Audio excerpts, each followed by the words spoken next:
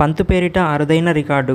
IPL 2024లో Delhi warriors captain Rishabh Pant అరుదైన record సృష్టించాడు. ఐపీఎల్లో అతి తక్కువ బంతుల్లో 3000 పరుగులు చేసినటువంటి బ్యాటర్గా రికార్డు క్రియేట్ చేశాడు. ఈ 3000 పరుగుల మార్కు పంత్ కేవలం 2028 బంతుల్లోనే అందుకున్నాడు.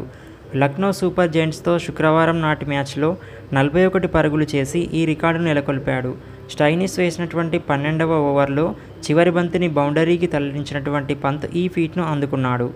ఢిల్లీ క్యాపిటల్స్ జట్టు తరపున 3000 పరుగుల మార్కును అందుకున్నటువంటి తొలి ఆటగాడిగా పంత్ రికార్డు సృష్టించాడు.